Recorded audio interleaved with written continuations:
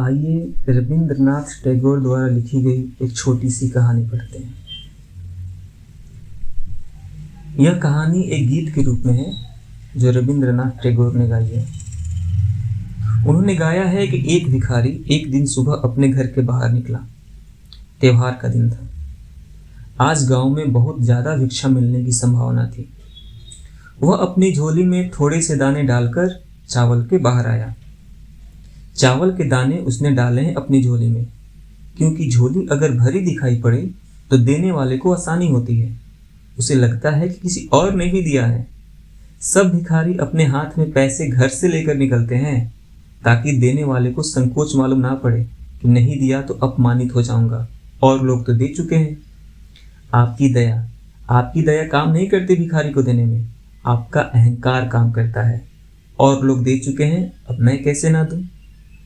वह थोड़े से दाने चावल के डालकर अपने झोले में बाहर निकलता है। सूरज निकलने के करीब है। रास्ता अभी बिल्कुल सोया हुआ है। अभी लोग जाग रहे हैं। देखा है उसने, राजा का रथ आ रहा है, स्वर्ण रथ, सूरज की रोशनी में चमकता हुआ। उसने कहा, धन्य भाग मेरे, भगवान को धन्यवाद। आज तक कभी राजा से भिक्षा नहीं मांग पाया, क्योंकि द्वारपाल बाहर से ही लौटा देते हैं। आज तो रास्ता रोक कर खड़ा हो जाऊंगा। आज तो झोली फैला दूंगा और कहूंगा, महाराज पहली दफे ही भिक्षा मांगता हूँ। फिर सम्राट तो भिक्षा देंगे, तो वह कोई ऐसी भिक्षा तो ना होगी जन्म जन्म के लिए मेरे दुख पूरे हो जाएंगे। वह कल्पनाओं में खोकर खड़ा हो गया। रथ आ गया। वह भिखारी अपनी झोली खोले इससे पहले ही राजा नीचे उतर आया। राजा को देखकर भिखारी घबरा गया।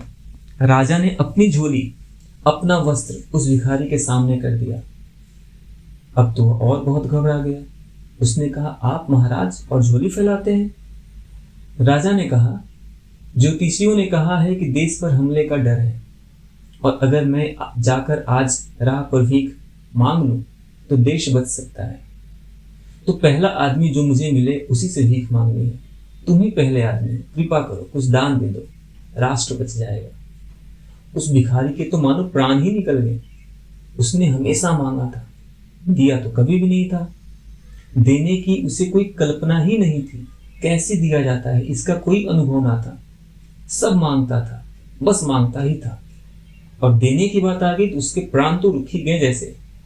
मिलने का तो सपना ही टूट गया। और देने की उल्टी बात, उसने झोली में हाथ डाला, मुट्ठी भर दाने थे वहां। मुट्ठी भरता है और फिर छोड़ देता है। उसकी हिम्मत नहीं होती कि एक मुट्ठी चावल दान दे दे। राजा ने कहा, कुछ तो दे दो, देश का ख्याल करो। ऐसा मत करना कि मना कर दो, अन्यथा बहुत हानि हो जाएगी। बहुत मुश्किल से, बहुत कठिनाई से एक दाना भर उसने निकाला और राजा के वस्त्र में डाल दिया। राजा रथ पर बैठा, रथ चला गया। धूल उड़ती रह गई, और साथ में दुख रह गया कि एक दाना अपने हाथ से आज देना पड़ा है, क्योंकि भिखारी का मन देने का नहीं होता। दिन भर भीख मांगी, बहुत भीख मिली, लेकिन चित्त में दुख वही बना रहा एक दाने का जो उसने राजा को दिया था। कितना ही मिल जाए आदमी को, जो मिल जाता है उसका धन्यवाद नहीं होता। जो नहीं मिल पाया, जो छूट गया, जो पास नहीं है, उसकी पीड़ा होती है। साँझ दुख होकर घर लौटा। इतना कभी उसे नहीं मिला था, फिर भी झोला लाकर पटक दिया। पत्नी नाचने लगी, अरे इतनी भीख मिल गई। उसने कहा, नाच मत पागल, तुझे पता नहीं एक दाना कम है जो अपने पास हो सकता था। फिर झोली खोली, सारे दाने नीचे गिर पड़े, और फिर वह भिखारी छाती पीट पीट कर रोने लगा। अब तो सिर्फ उदास था, बस रोने ही लगा। देखा उसने कि सारे दाने उस कतार में, उस भीड़ में, उस ढेर में एक दाना सोने का हो गया है। वह चिल्ला चिल्ला कर रोने लगा कि मैं अवसर चूक गया, बड़ी भूल हो गई। मैं सब दाने दे देता तो सब सोने के हो जाते, लेकिन अब कहाँ खोजूं उस राजा को, कहाँ जाऊं, कहाँ वो रथ मिलेगा, कहाँ राजा द्वार पर हाथ फैलाएगा। बड़ी मुश्किल हो गई। अब क्या होगा, अब क्या होगा। वह तड़पने लगा। उसकी पत्नी ने कहा, तुझे पता नहीं, तुझे आज तक पता नहीं शायद कि जो हम देते हैं वही स्वर्ण का हो जाता है, और जो हम इकट्ठा कर लेते हैं वो सदा मिट्टी का हो जाता है। जो जानते हैं वो गवाही देंगे इस बात की कि जो दिया है वही स्वर्ण का हुआ है।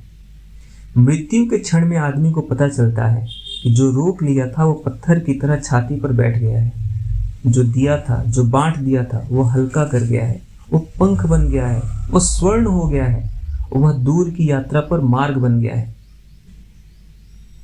और अब तक हमने जो दुनिया बनाई है वह लेने वाले व्यक्तित्व की है।